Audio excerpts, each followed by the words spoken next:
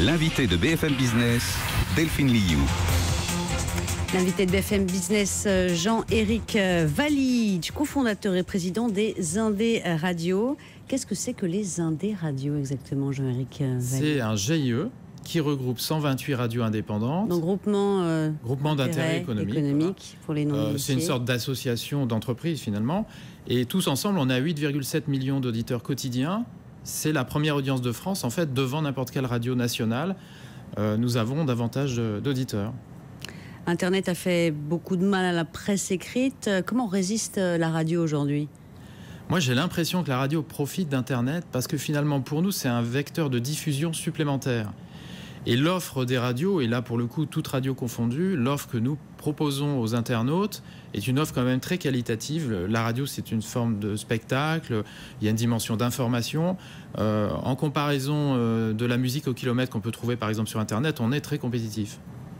Est-ce que les Français écoutent davantage les radios locales qu'avant? Est-ce que vous avez des chiffres précis par rapport à ça? Alors, on a plutôt une évolution positive de l'audience des radios locales.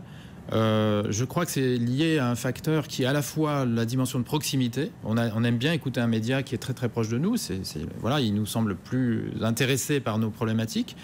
Et puis, au fil du temps, les Indés radios ont su apporter des financements complémentaires. Le chiffre d'affaires est passé de la pub locale à la pub locale plus nationale. En gros, il s'est multiplié par 2.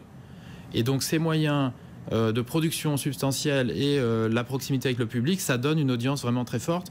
C'est amusant parce que quand on voit, par exemple, de temps en temps, les généralistes vont baisser tout ensemble, de temps en temps, les musicales vont baisser, les musicales nationales vont baisser tout ensemble.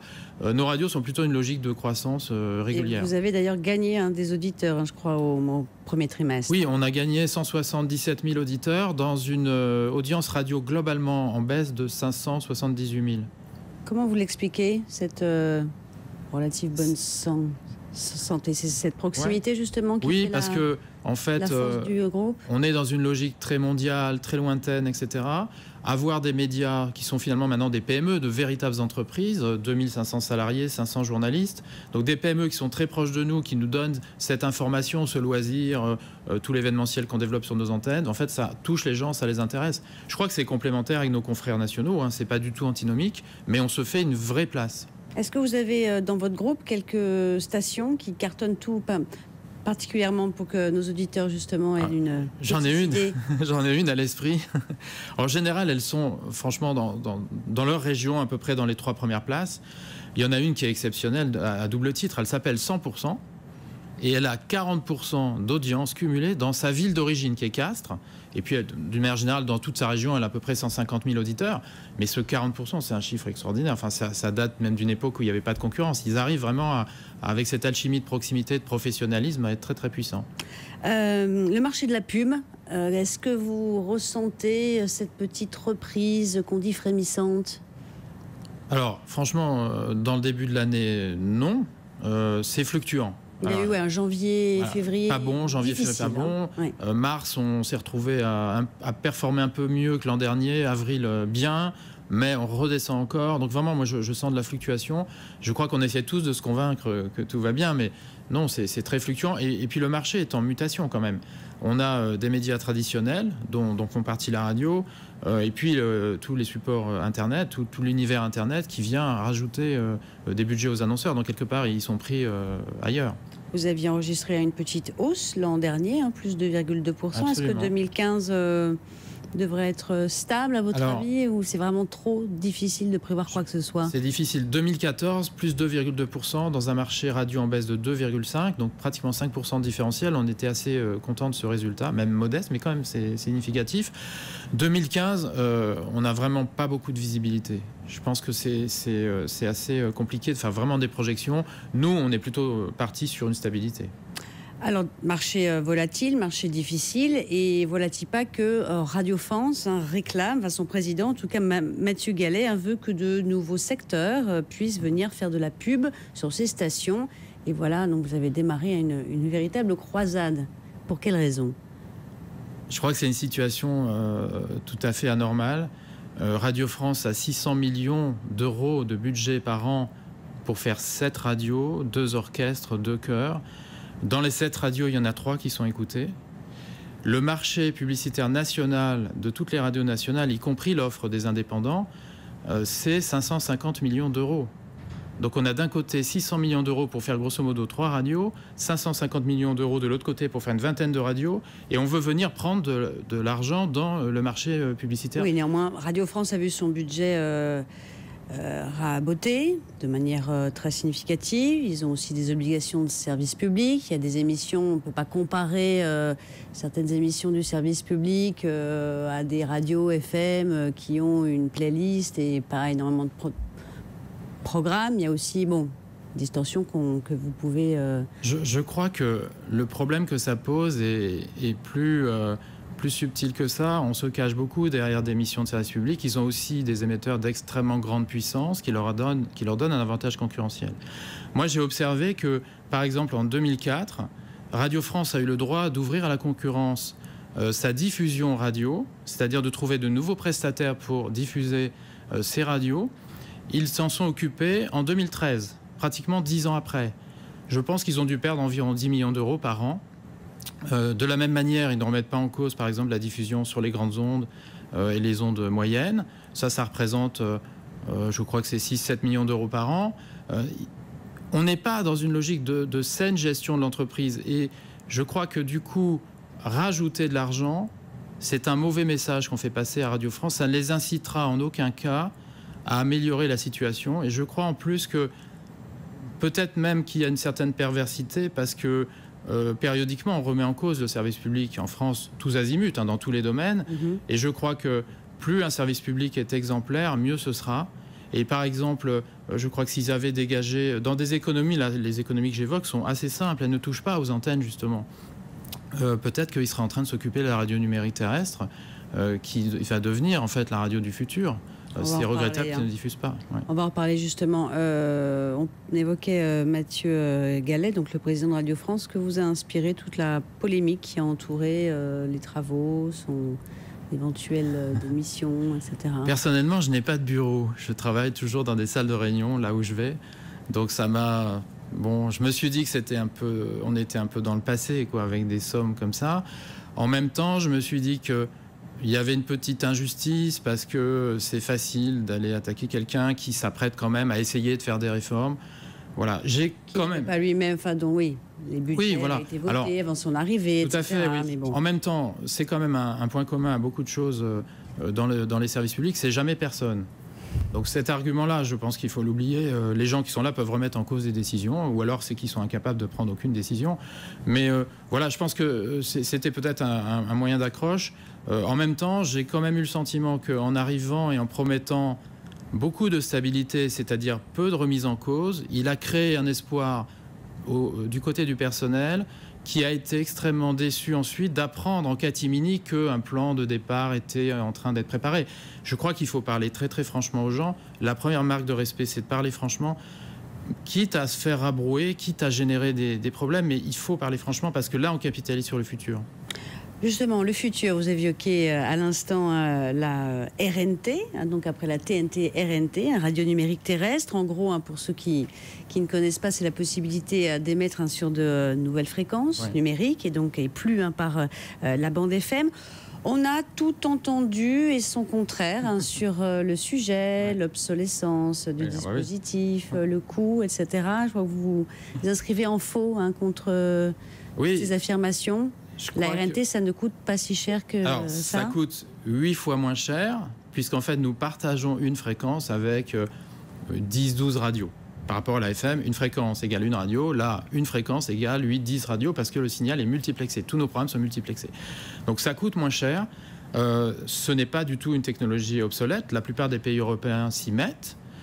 Certains détracteurs de la radio numérique terrestre en France, comme par exemple RTL ou Énergie, émettent à l'étranger en RNT, en DAB, le terme usuel en fait pour le public, c'est le DAB.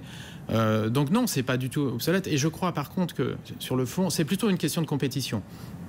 Certains acteurs en France sont nationaux, d'autres acteurs sont régionaux, comme les Indé-radios, les radios des Indé-radios.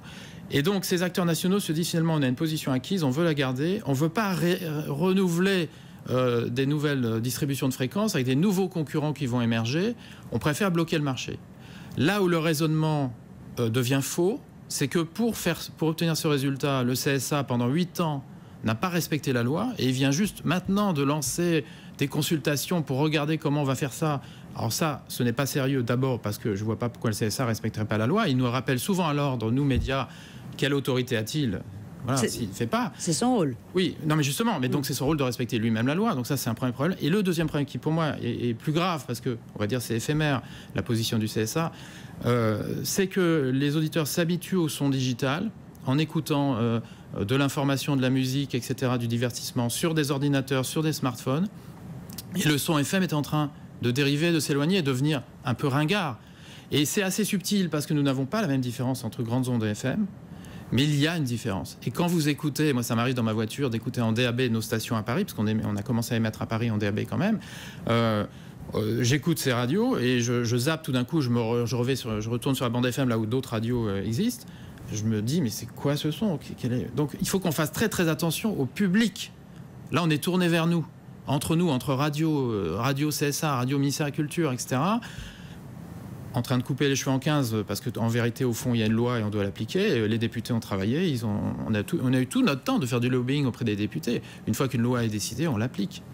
Vous disiez à l'instant que c'est beaucoup moins cher. Vous avez un ordre de grandeur pour qu'on se rende un petit peu compte? J'ai un chiffre vraiment j'ai 2 chiffres très simples. Quand on diffuse un programme en DAB en ce moment à Lyon, ça nous coûte 600 € par mois. C'est vraiment une somme dérisoire pour une radio. Et à Paris, qui est une ville plus grosse, où il faut un peu plus de puissance, ça nous coûte 3 000 € par mois.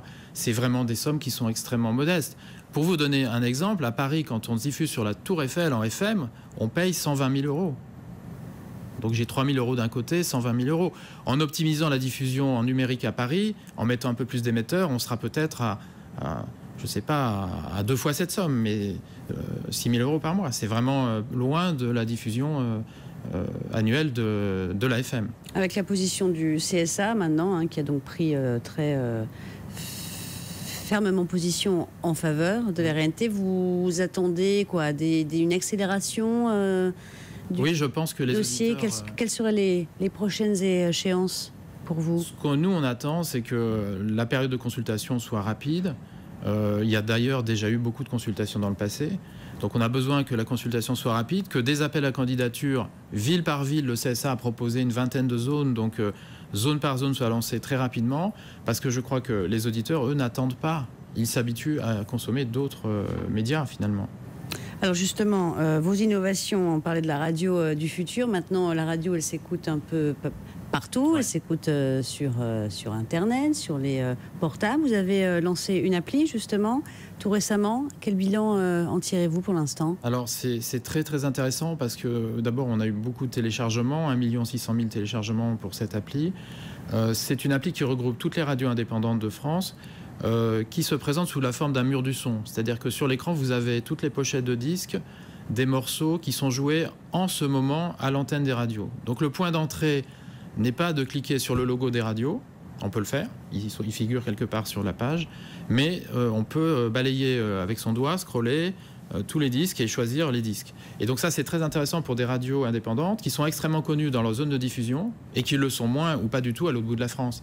Donc ça permet en fait de booster l'audience de nos radios, de créer un produit complètement atypique, complètement particulier, qui n'est pas la répétition de nos radios finalement. Cet amalgame de tous ces flux, et il y a en plus des tas de données associées. On peut réécouter le dernier flash d'info, le dernier bulletin météo. Je suis en train d'écouter un artiste, je veux le voir en concert. Je clique dessus, je retourne la pochette, j'appuie pour acheter sa place de concert. Enfin, il y a plein de fonctionnalités additionnelles que permet le digital. Le Breton émigré à Paris pourra écouter sa petite station. Il peut continuer à écouter sa station locale de Plouernec, formidable. Ordinateur, smartphone et puis montre connectée. Oui. Là aussi, c'est on a tout récent. On a développé. Voilà, quand Apple a lancé le 24 avril son Apple Watch, on était déjà dessus avec l'extension de notre application Les Indes radios. Un chantier en cours, justement, dans toutes ces innovations. Qu'est-ce que c'est la prochaine étape? Alors, c'est de généraliser au plus possible cette application, puisque on peut accéder à cette application pas simplement sur son téléphone. On peut évidemment y accéder par Internet sur un ordinateur. On est en train de préparer son extension sur des consoles de jeux. Parce que quand vous regardez aujourd'hui les consoles de jeux, en fait, ce sont devenus des ordinateurs. Ouais. Et on peut les consommer comme ça. On travaille aussi sur cette application dans les voitures. Enfin, il y a vraiment un champ d'expansion extraordinaire dans le digital. Et c'est pour ça que je pense que nous, radio, enfin tous collectivement, on peut vraiment profiter du digital pour se développer. En termes d'investissement, ça représente quoi? Parce que bon, vous avez un chiffre d'affaires limité, un petit peu moins de 200 millions d'euros, tous ces investissements dans le numérique, justement. Qu'est-ce que ça représente? Comme on les fait en fait de manière fédérée, chaque radio ne refait pas des investissements qu'on peut faire au niveau des Indé radios, au niveau du GIE. Ça nous permet de concentrer un peu les budgets. Pour vous donner vraiment un ordre de grandeur, mais c'est pas développer des applications, c'est pas si cher que ça. On doit tourner autour de 500 000 euros par an d'investissement, de frais de fonctionnement sur cette partie digitale. On évoquait le CSA à l'instant. Votre autre cheval de bataille, c'est la nouvelle réglementation imposée par l'autorité de régulation sur la concentration. Ouais. Racontez-nous un petit peu cette bataille. Alors, il y a une loi en France qui dit qu'un groupe ne peut pas toucher plus de 150 millions d'habitants. Alors, on est toujours surpris parce qu'on se dit, mais on est 60 millions en France, comment on fait pour toucher 150? C'est simplement le nombre de radios. Si j'ai 2 radios, je vais toucher 2 fois 60 millions. Si j'ai 3 radios, je vais toucher 3 fois 60 millions. Ce chiffre, il varie en fonction du nombre de fréquences que le CSA a attribué à un opérateur. Si on peut couvrir tout le territoire, on va toucher 60 millions de gens. Si on couvre que la moitié de la France ou que Paris, par exemple, on va toucher 12 millions de gens, etc. Donc le CSA comptabilise, en face des fréquences qu'il attribue, le nombre d'auditeurs potentiels touchés par une radio. Et la loi fixe ce nombre à un maximum de 150 millions d'habitants couverts. C'est très important parce que sinon, 1 ou 2 groupes peuvent truster toutes les fréquences et les Français se retrouveraient avec finalement une apparence de diversité contrôlée par quelques personnes. Donc la loi prévoit que le CSA veille à cette diversité et donne cet instrument qui est une sorte de plafond. On ne peut pas aller au-delà. Jusque-là, tout va bien. Jusque-là, tout va bien. Mais alors, quand on dit ça, quand on dit 150 millions d'habitants, on les compte comment, ces 150 millions d'habitants? On doit dire, est-ce que je reçois la radio à tel endroit, pour compter les habitants de cet endroit? Donc là, il y a des savants calculs qui se font avec des ordinateurs, des cartes, etc. Mais on introduit des données. À partir de quelle qualité sonore je considère que la radio est reçue ou pas? Le CSA a posé des règles dans le passé, au moment où cette loi a été donnée. Il les a changées en 2010, il les a changées en 2013. Et pourquoi les a-t-il changées? Parce qu'en fait, il a été incapable, contrairement à ce que lui demande la loi, de freiner l'expansion des groupes. Et il a donné trop de population à un certain nombre de groupes.